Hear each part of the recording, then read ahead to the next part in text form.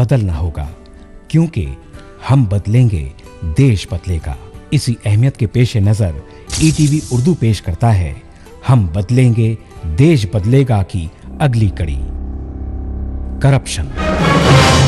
नाजरीन, आपका इस्तकबाल है ईटीवी उर्दू के एक और एपिसोड में हम बदलेंगे, देश बदलेगा। करप्शन जो इंसान को हैवान बना देता है, करप्शन जो मुल्क की मईशत को तबाह कर देता है, करप्शन जो कमर तोड़ महंगाई लाता है, करप्शन जिससे गुर्बत बढ़ जाती है, करप्शन जिससे इंसानियत शर्मसार हो जाती है, करप्शन जिससे हमदर्दी और मोहब्बत खत्म हो जाती है, करप्शन जिसकी वजह से मुल्क की तरक्की रुक जाती है, करप्शन जो एतमाद को खत्म कर देता है और जराइम में इजाफा कर देता है। आपको ये जानकर बड़ी खुशी होगी कि हमारे साथ करप्शन जैसे इशू पर डिस्कस करने के लिए मौजूद हैं जनाब सईद नकवी साहब, renowned internationally famed journalist and also a very known personality of Indian media। ये बहुत बड़े जर्नलिस्ट हैं। हमारी खुशनसीबी है कि सर आप हमारे शो पर आए। आपका बहुत बहुत शुक्रिया कि आपने ये मौका दिया। हम कोशिश करते हैं नकवी साहब कि हिंदुस्तान के जो मसाइल हैं उन मसाइल को हम इस प्रोग्राम के ज़रिए डिस्कस करें और आवाम तक अपनी बात को पहुँचाएँ। तो हम ज़रूर बात शुरू करते हैं। आपसे एक सवाल करना था कि जब भी हम टीवी को खोलते हैं तो हर दिन एक नए स्कैम को देखने का मौका मिलता है। एंटरटेनमेंट कम होता है, स्कैम ज़्यादा होते हैं, चाहे वो कॉमनवेल्थ का स्कैम हो या फिर आदर्श सोसाइटी का स्कैम या रिसेंटली जो दिल्ली में कल और परसों जो हुआ है with relate to the bank loan scam. तो ये बात हिंदुस्तान की अवाम कंफ्यूज्ड है कि हम इतनी तरक्की करने के बावजूद 73 साल आज़ाद मुल्क जीने के बावजूद हमारी जो फोरफादर्स थे जो ब्रिटिशर से लड़कर बड़ी बड़ी वादों के साथ हमने ये सोचा कि हमें अपना मुल्क मिलेगा, हमारे मुल्क में हमारे अपना कानून होगा, हमारे हुकूक मिलेंगे, सोशल जस्टिस होगा और जो है एक मसावत की ज़िंदगी गुजारेंगे। क्या आपको नहीं लगता कि आज हम कहीं ऐसी चूक कर चुके हैं जिसकी वजह से ये जो नासूर है, जो करप्शन का जो कीड़ा है, वो हमारी रगों में कुरेद रहा है और जो है हमको कमज़ोर बना रहा है? आपने ये सही कहा कि ख्वाब हम लोगों ने देखा था आज़ादी के वक्त, आज़ादी से पहले, नए हिंदुस्तान में हम नई जन्नत बनाएंगे, तड़प देकर खसो खासाक को बिजली बनाएंगे। वो एक गुल की हुकूमत थी कि गुलशन लुट गया सारा जी, हम अब की जर्रे जर्रे को चमनबंदी सिखाएंगे, वगैरह वगैरह, ये ख्वाब थे जी। उसके बाद फिर आपने कहा टेलीविजन जैसे ही खोलो ये दिखाई देता है। दरअसल हम लोग स्टेजेस जंप कर जाते हैं जी। ऐसा लगता है हमें, आपको, जैसे हमेशा से हम लोग एक multi media multi channel Hindustan में थे जी। ऐसा नहीं है जी। जब बाबरी मस्जिद गिरी 1992 6 दिसंबर को, तो कोई मल्टी चैनल्स नहीं थे, सिर्फ एक दूरदर्शन था। और ये बाबरी मस्जिद का सानिया तो अभी बहुत हाल की बात है। तो ये टेलीविजन चैनल्स जो आए, ये आए जबकि इकोनॉमिक लिबरलाइजेशन के साथ, इकोनॉमिक लिबरलाइजेशन के साथ मार्केट्स खुली। मार्केट्स खुली तो पान पराग भी बिका, मोटरें भी बिकी, हवाई जहाज के पार्ट्स भी बिके और हॉलिडे रिजॉर्ट्स भी बिके। वो सब एडवर्टाइज किए गए, कपड़े, लिबास, जो कि सादा ज़िंदगी हम लोग गुजारते थे, अब वो बच्चे मांगने लगे कि हमको वो जीन चाहिए, वो बच्ची कहती नहीं मुझे तो वो फलां जगह का जो ब्लाउज़ है, तो आप कहते हैं कि नहीं बेटा हमारे यहाँ तो शलवार कमीज और गरारा पहनते थे, ये तुम लोगों ने क्या कर रखा है। तो मार्केट खुली और ये मार्केट ने एडवर्टाइजमेंट के जरिए टेलीविजन को कैप्चर कर लिया। जहां मार्केट के हाथ का प्रिजनर हो गया टेलीविजन, वहां टेलीविजन खुद उसकी आज़ादी जाती रही। उसकी आज़ादी, वो खुद उस पूरे माहौल का जुज और हिस्सा बन गया जो कि ग्रीड, जो कि नफे में, ग्रीड में, जो कि उसकी तबीयत में है। अच्छा। यानी एक मार्केट इकोनॉमी, हम लोगों को सिखाया जाता था कि purpose of life is the pursuit of happiness. Right. ठीक। मॉडर्न रैम्पेजिंग कैपिटलिज्म ने उस डिक्टम को बिल्कुल उल्टा कर दिया। Purpose of life is the accumulation of wealth, और एक्यूमुलेशन ऑफ वेल्थ बजाते खुद एक परसूट बन गया, और उसमें कंपटीशन बनने लगा। अब आपकी हैदराबाद की सड़कों पे आप देख लीजिए, आज एक गाड़ी कर दूसरी गाड़ी, परसों तीसरी गाड़ी, दुनिया की जितनी मोटरें हैं वो हैदराबाद में मौजूद हैं, दिल्ली में तो उसकी 10 गुना ज्यादा। जी हाँ। एक तरफ हम ये करते हैं, दूसरी तरफ ये कि साहब इन्वायरमेंट खराब हो रहा है, और ये तो ग्लोबल वार्मिंग के लिए ये गाड़ी से जो एग्जॉस्ट पैदा होते हैं ये बुरे हैं, लेकिन लिहाजा तो रोक देते। हिम्मत अगर हो तो गाड़ियां इतनी क्यों डिसगॉज की जा रही हैं, लाइसेंसेस क्यों इतने दिए जा रहे हैं मोटरों को? ये तो इतनी गाड़ियों की जरूरत तो नहीं थी। गाड़ी के बगैर भी हमारे वालिदैन चलते थे। जी हाँ। हमारे यहाँ लखनऊ में लोग टांगों पे भी चलते थे, शुरफा बल्कि टांगों ही पे चलते थे। हाँ। और उसके बाद ये गाड़ियों, फिर ये क्या है, आपने इतने लाइसेंसेस दे दिए हैं गाड़ी की कंपनीज को कि अब आप, और उन लाइसेंसेस में पैसे इन्वॉल्व हैं। अब आप कैसे रोकें? एक तरफ तो आप हुआ कर रहे हैं कि साहब इन्वायरमेंट बर्बाद हुआ जा रहा है, हम कैसे जिंदा रहेंगे, आगे वाली नस्लों को हम यहाँ पे, ये प्लेनेट बचेगा नहीं, और दूसरी तरफ आप हर वो काम कर रहे हैं। मैं गाड़ियों का तो एक एग्जाम्पल दे रहा हूँ कि जिससे कि ग्लोबल वार्मिंग बढ़ रही है, क्लटरिंग बढ़ रही है, मोहल्लों में जहाँ पीस थी वहाँ अब पार्किंग के झगड़े होने लगे हैं कि तुमने मेरी जगह पे पार्क कर दिया, वो कहता है तूने मेरी जगह पे पार्क कर दिया। उतने में थानेदार आया, उसने कहा 20 रुपए की बख्शिश उसने दी, तो तू इतनी जगह ले ले। आपने कहा नहीं, कल से मैं इसको 200 दूंगा। तो ये सिस्टम जो है, ये पूरा निजाम ऐसा बन गया, ग्रैब ग्रैब ग्रैब, कि उसमें पैसा चलता है और पैसा ग्रीस करता है उस सिस्टम को। तो इससे बचने का तरीका अगर हम सोचें तो फलसफियाना तौर से हमको एक दूसरे प्लेन पे जाना होगा। नकवी साहब, हम एक छोटा सा ब्रेक लेंगे। नाजरीन, आप जाएगा नहीं, हम अभी लौटेंगे।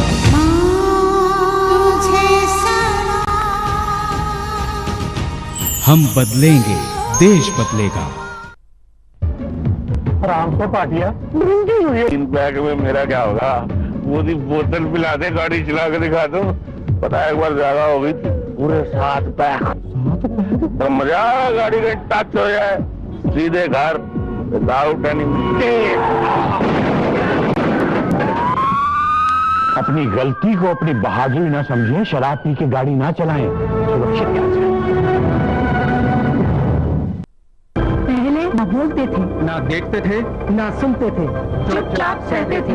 महात्मा गांधी नरेगा के साथ शुरू हुआ ग्राम सभा द्वारा आयोजित सोशल ऑडिट, यानी जनता का खुला मंच। अब हम पूछते हैं अपने काम और मजदूरी से जुड़े सवाल, देखते हैं सरकारी कागज, बिल, मस्टर रोल, और सुनते हैं जवाब अपने सवालों के। रोजगार गारंटी से जुड़ी हर शिकायत, हर सवाल पूछने का एक मंच, सोशल ऑडिट।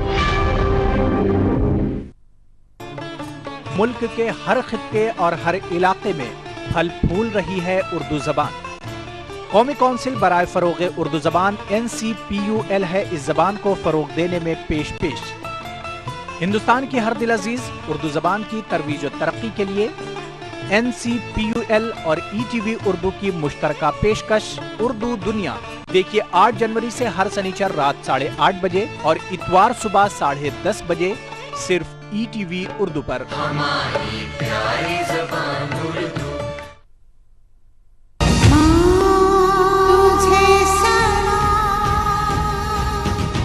हम बदलेंगे, देश बदलेगा।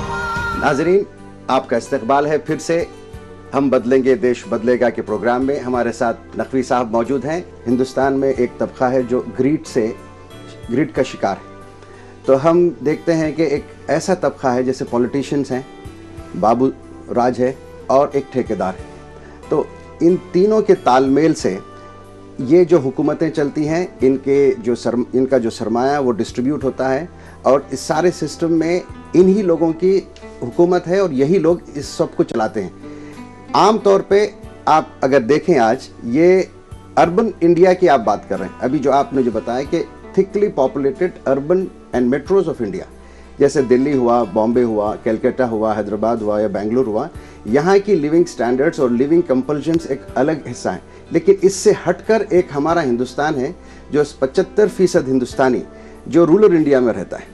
तो आपको कहीं ऐसा नहीं लगता कि ये जो हमारा फोकस अर्बन फोकस है, जिसकी वजह से आप सही फरमा रहे हैं कि ये एक करप्शन को जनरेट करने वाली मशीन बन के रह गए हमारे मेट्रोज।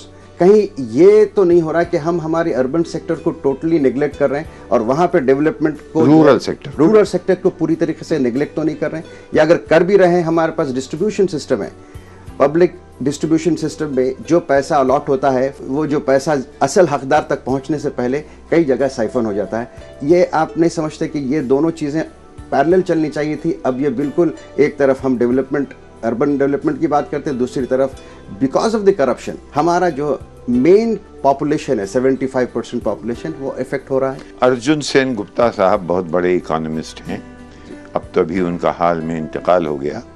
उन्होंने एक रिपोर्ट लिखी सरकार के कहने पे, जिसमें कि उन्होंने ये साबित कर दिया कि हिंदुस्तान में ये जो ग्रोथ है, ये जो 11%, 9% और 10% की जो बात हो रही है, ये दरअसल इसके बेनिफिशरीज कोई ऊपर का बैंड एक है 30% का जी, 70% वो लोग हैं जो कि 20 रुपए रोज की भी आमदनी जिनको मयसर नहीं, उनको रोटी मयसर नहीं, ये सही बात है। लिहाजा हमारे यहाँ एक मसला डिस्ट्रीब्यूटिव जस्टिस का है, लेकिन डिस्ट्रीब्यूटिव जस्टिस तो ये एक स्ट्रक्चरल मसला भी हो गया कि हम किस तरह से डिस्ट्रीब्यूशन की चैनल्स को स्मूदन करें। लेकिन मामला यह है कि जहां भी रूरल आदमी जैसे ही सरकार के किसी एलिमेंट से कांटेक्ट में आता है, रूरल एरिया में फर्ज कीजिए पटवारी है जी, अब पटवारी ने जाके, आप किसान हैं, आपसे कहा कि भाई ये तुमने यहाँ पे कैसे तुमने दाना बो लिया, ये तो जमीन उसकी है जी। अब वो घबराया हुआ कहाँ जाए, वो सीधा पहुंचा एमएलए के पास। मैंने कहा सरकार ये तो हम बर्बाद हो गए, हम तो लुट गए। वो पटवारी कह रहा है कि नहीं, कौन पटवारी, अब उसको बुलाओ जल्दी से। उसकी तालमेल हो गई। उसने दूसरे वाले ने जिसकी तरफ से वो आया था, उसने उससे मांग लिए 100 रुपए 100 रुपए ले लिए। पटवारी साहब ने जरा सा इधर करप्शन पनपने लगा। तो करप्शन हर जगह है। देखिए करप्शन जो है ये ऐसा एक अजीब बात है, करप्शन ऐसा लगता है, आपने कहा कि टीवी ऑन करो, मैंने आपको बता दिया कि 1990 से पहले टीवी था ही नहीं, सिर्फ दूरदर्शन था। 1950 में जोश बलियाबादी ने एक नज्म लिखी और वो नज्म है करप्शन के ऊपर। अच्छा। अब 1950 में वो ये कह रहे हैं कि साहब तोंद वालों की तो हो तीमारदारी, वाह वाह, उनकी सुबह होते होते हो निहारी, वाह वाह, और हम चाटा करें ईमानदारी, वाह वाह। और उसमें आगे है कि हम अगर रिश्वत नहीं लेंगे तो फिर खाएंगे क्या। फिर आखिर में यानी इतना एक, उससे ऐसा लगता है कि इतना वाइड स्प्रेड करप्शन था कि मुल्क भर को कैद कर दे, किसके बस की बात है जी। मुल्क भर को कैद कर दे, किसके बस की बात है। खैर से सब हैं, कोई 2, 4, 10 की बात है। यानी सबके सब मुलव्विस हैं करप्शन में। लेकिन जोश साहब जो बात कर रहे थे वो उस जमाने की जबकि जमींदाराना निजाम टूट रहा था, पार्टीशन हो चुका था, एक अफरा तफरी का आलम था, उसमें नई एलिट्स बन रही थी, लोग जमीन औने पौने बेच रहे थे, कुछ लोग जाके एयरलूम्स खरीद रहे थे, पुश्तैनी सामान खरीद रहे थे, एंटीक्स के बाजार गर्म हो रहे थे। एक दौर वो था। उसके बाद एक बहुत बड़ा दौर आया 1990 के लिबरलाइजेशन के बाद, economic क्योंकि फिर वो मार्केट जी। महज एक डिटर्मिनेंट हो गई। जी। ये जो है वो बेलगाम कैपिटलिज्म, उसका नतीजा क्या हुआ? जी। उसका नतीजा ये हुआ कि हम तो अपने आप को माशाअल्लाह अल्लाह के फजल से संभाल ले गए, लेकिन फैनी मैक्स, जी। फ्रेनी मे, लेमन ब्रदर्स, AIG, जो कि इस पूरे कायनात में सबसे बड़े अहम इदारे थे, Players थे, बिजनेस थे, institutions प्लानर्स थे। थे, इंस्टीट्यूशंस थे, हाँ। वो डूब डूब गए। गए। इस वक्त कैपिटलिज्म के ऊपर जी। वो जिसको कि हम चेस कर रहे थे, जी। वो जिस इमेज को हम इमिटेट कर रहे थे, सवालिया निशान उसके ऊपर है कि क्या दरअसल यही तरीका है इकोनॉमी को मैनेज करने का, या और तरीके भी हैं। इम्परफेक्शन हर जगह है। जहां देखिए लालच इंसान की एक फितरत में है, जी। कम और ज्यादा ये ट्रेनिंग पे, इन्वायरमेंट पे है। Environment। एक बहुत अहम आपको प्रोग्राम करना चाहिए जी, जी। कि एक अजीब व गरीब एक्सपेरिमेंट किया जा रहा है हमारे ये करीब के मुल्क भूटान में। जी जी। वो GDP को मानते ही नहीं है। वो कहते हैं हमारे यहाँ ग्रोस नेशनल हैप्पीनेस, वाह, वेरी नाइस। यानी एक अजीब व गरीब तस्वुर है हाँ। कि ग्रोस नेशनल हैप्पीनेस, इंसान हमारे बाशिंदे खुश है किस ही हद नहीं। तक हैं, खुश है। और किस चीज, वो खुशी जो है वो महज उसका जरिया दौलत और पैसा नहीं है, बल्कि वो उसका बिल्कुल ऑपोजिट है। ये परसूट वो है कि इसमें खुशी नहीं मिलती, सिर्फ दौलत मिलती है, पैसा मिलता है। लेकिन ये खुशी और दौलत, चंद लोगों के पास दौलत आ रही है। आप बता रहे थे कि वहाँ पे भूटान में खुशी को नापा जाता है। हाँ। यहाँ एक अलग चलन है। और खुशी को कैसे नापा जाता है ये देखने के काबिल चीज होगी, और हम लोगों को वहां जाके इसको जरूर, समझना जरूर। चाहिए। लेकिन हमारे मुल्क में एक नया चलन है आज, CRC, करप्शन, रिजिग्नेशन, फिर उसके बाद कमीशन, और उसके बाद आदमी के वो लाइसेंस मिलता है कि भाई एक करप्ट आदमी, चाहे वो कितना ही बड़ा पॉलिटिशियन हो या कोई पब्लिक सर्विस डिपार्टमेंट में काम करता हो, बहुत बड़े ओहदे पे हो, एक बार उस पर करप्शन का चार्ज लगा, वो रिजाइन करता है, फिर उसके बाद उस पर एक कमीशन बैठता है, एक कमीशन की रिपोर्ट भी आती है कि ये साहब जो है बिल्कुल दूध के धुले हुए हैं, फिर उसको एक तरह से बढ़ावा मिल जाता है आगे करप्शन को बढ़ावा देने के लिए। एक जमाने में एक वैल्यू थी, जी उसको कहते थे नाजुक मिजाजी। जी यानी आपने कोई ऐसी बात कह दी जो हमें बुरी लगी, जी उसको कहते थे, अंग्रेजी में उसका वर्ड है सेंसिटिविटी। जी जी। अब इतनी मोटी खालें लोगों की हो गई हैं, गेंडे की ऐसी मोटी खाल हो गई है। जी, जी। यानी अब आप उन लोगों को देखिए जिनके ऊपर करप्शन का चार्जेस लगे हुए हैं, जी। जो कि दलाली कर रहे थे अपने प्रोफेशन के जरिए। जी। शराफत एक लफ्ज हुआ करता था, जी। ये एक वैल्यू थी। शराफत का अंग्रेजी में कोई तर्जुमा नहीं जी। है। शराफत है नोबिलिटी ऑफ कैरेक्टर, जी। ऑनेस्टी, इन दोनों के मिक्सचर जी। से शराफत बनती है। शराफत वो कोई वैल्यू अब नहीं रही, अब पैसा वैल्यू है। पहले ये होता था कि भाई ये कौन, पैसे, कोई मोटर वाला अगर आ गया तो लोग, शरीफ लोग घबरा जाते थे। हाँ। कि भाई ये कौन है, ये कोई कल्चर से अलग के लोग मालूम होते। पहले अदब, आर्ट, फनकारी, इन चीज़ों को ऊपर एक जोर दिया जाता था, सिखाया जाता था। इल्म पे जोर था। आलिम पैसे वाला नहीं हुआ करता था। हमारे जितने शायर हुए बड़े हिंदुस्तान में, वो सब गुर्बत में मरे। गालिब 2 दफा जेल गए। मीर के यहाँ तो, मीर तो मुफलिसी का कि उनके यहाँ रोना है कहीं कितनी दफा, क्योंकि वैल्यूज और एथिक्स पे जी रहे थे वो लोग। जी, वो मकसद उनका दूसरा था, पैसा नहीं था। बई सैले गमों सैले हवादिस, मेरा सर है कि अब भी खम नहीं है। सर खम नहीं होता था, और ये लोग सरों को खम करते हैं। नकवी साहब, हम एक छोटा सा ब्रेक लेंगे। नाजरीन आप जाइएगा नहीं, हम अभी लौटेंगे।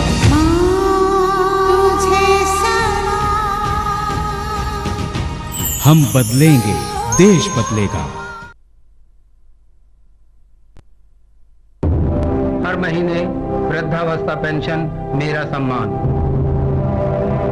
हर महीने विधवा पेंशन मेरी जरूरत, हर महीने विकलांगता पेंशन मेरा सहारा।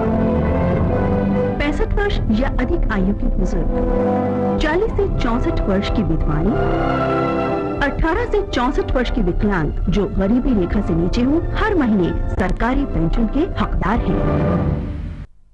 अब 6 प्रकार के स्वादिष्ट प्रिया पापड़ का मजा लीजिए। प्रिया प्रिया प्रिया पापड़। प्रिया प्रिया। अपनी भूमि पर यह बागीचा मैंने 2 साल पहले लगाया, लेकिन इससे पहले इस जमीन के अनुपजाऊ होने के कारण मैं बिल्कुल बेरोजगार था। एक दिन हमारे गांव में वाटरशेड प्रोग्राम की DPAP हरियाली प्रोजेक्ट स्कीम आई और योजनाबद्ध तरीके से जल का संरक्षण कर हमारी सूखी जमीनों तक पहुंचाया गया। और अब देखिए, मैं एक फलते फूलते बागीचे का मालिक हूँ। जीवन उपजाऊ, भूमि संसाधन विभाग, ग्रामीण विकास मंत्रालय, भारत सरकार। मिस जूही, बिजनेस के फैसले जज्बात से नहीं किए जाते। यकीनन ये बात आपसे बेहतर और कौन समझ सकता है। जूही जुमेरात ता शनिचर दोपहर 1 बजे सिर्फ ETV उर्दू पर।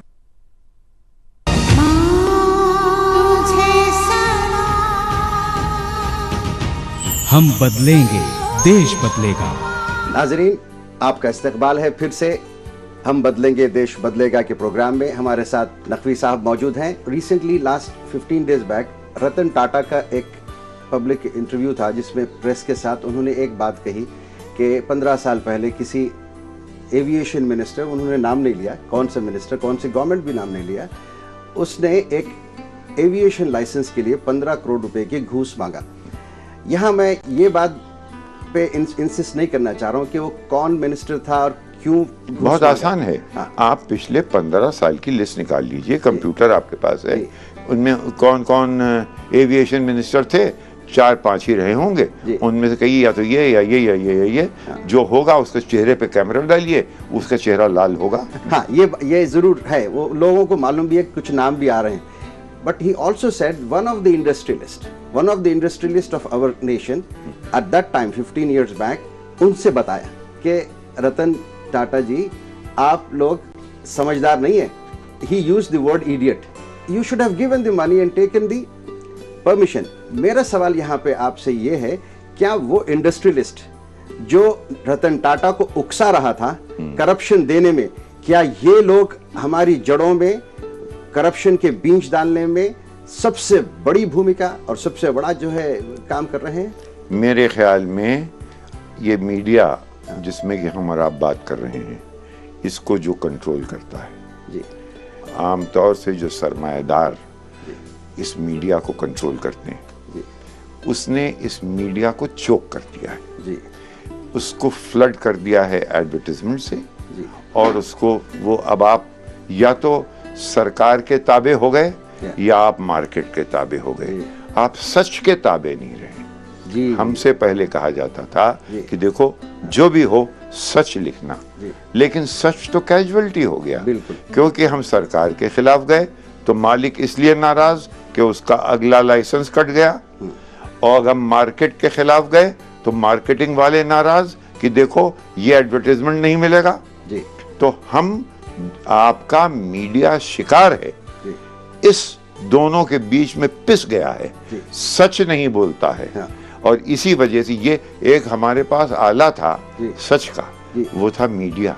हाँ। अखबार। हाँ। यानी एक उसका हम लोग जो बात कर रहे हैं, हम क्या करें, हमको एक पब्लिक सर्विस मीडिया की जरूरत है। पब्लिक सर्विस मीडिया वो होगा जो कि आपको और हमको और हमारे एडिटर्स को महफूज, उनको हिफाजत उनको देगा, प्रोटेक्शन देगा। अच्छा। सरकार से। अच्छा। और मार्केट से जी। ना हम इसके ताबे ना उसमें, कहां से वो 500-1000 करोड़ रुपए आपको डालना पड़ेंगे, वो कहीं से आपको रेज करना पड़ेंगे, और उसके बाद वो सेल्फ प्रोपेलिंग चीज हो जाएगी। और आप ये देखेंगे कि इस वक्त आप घर के अंदर जब बैठे होते हैं तो लोग चैनल सर्फिंग करते हैं और कहते हैं कि भाई क्या है, अगला चला लो, अच्छा चलो उसको देख लेते हैं। कोई ये नहीं कहता भाई वाह वाह वाह वाह क्या हिंदुस्तान का मीडिया आगे जा रहा है, बस इसने तो देश को बदल दिया। सब यही कर रहे हैं, भैया बर्बाद कर रहा है। अच्छा, एक ऐसा मीडिया आप अगर बना लें जो कि पब्लिक सर्विस में हो, डॉगमेटिक ना हो, इंटरेस्टिंग हो, दिलचस्प हो, लेकिन जिसके की वैल्यूज वो हों, जो कि लोगों की कदरें उसकी वो हों, जो लोगों के हक में हों। आप ये देखेंगे कि सब चैनल्स बंद हो जाएंगे, वो मीडिया चलने लगेगा। लेकिन मैं आपसे वादा करता हूं कि ये पूरा निजाम जो है ये उस मीडिया को कभी आने नहीं देगा। आपको चैलेंज ये है कि आप वैसा मीडिया पैदा करें। हमको नजर आता है कि जो है गवर्नमेंट सेक्टर में officials corrupt, even in corporate sector we are seeing there are some indications of being corrupt people being there. But वैसे माहौल में एक नारायण मूर्ति जैसी कंपनी भी होती है, इन्फोसिस, क्रेडिबिलिटी के बारे में बात करते हैं। He speaks about global economy, he speaks about etiquettes, he speaks about values and systems. And तो यहाँ एक गरीब आदमी भी वैल्यूज के साथ आज भी जुड़ सकता है, एक दौलतमंद से दौलतमंद आदमी भी आज भी अपने वैल्यूज को मेंटेन कर सकता है, ग्रीड से बचकर। अच्छे लोग कैसे हैं? वो इसलिए कि किसी तरीके से वो ये जो ग्रैब कल्चर से अपने आप को महफूज कर सके। उन्होंने कैसे महफूज किया? किताबों में डूब गए या उनके घरों के मुआशरे अभी तक महफूज हैं। अच्छा। यानी हमारे यहाँ जो फैमिलीज थी वो ये जो टूट रही हैं शहरों में आके, जो न्यूक्लियर फैमिली बनी, हमारे यहाँ ये सब इन कदरों की हिफाजत फैमिलीज किया करती थी पुश्तैनी तौर से। वो फैमिलीज मौजूद हैं और कहीं टूट रही हैं। जहाँ टूट रही हैं वहाँ वैल्यूज बदल रहे हैं। वहाँ ग्रैब बन गया है। जहाँ नहीं टूटी हैं वहाँ पे शेयरिंग है कि बेटा वो छोटा भाई भी है, उसका भी ख्याल करना। तुम तो कामयाब हो गए, वो कामयाब नहीं हो पाया, तो एक मिलजुल के चलो। और वो जब एक भाई के बारे में आप सोचते हैं तो फिर मोहल्ले के बारे में भी सोचते हैं। जब मोहल्ले के बारे में सोचते हैं तो पूरे मुआशरे के बारे में सोचते हैं। जी हाँ।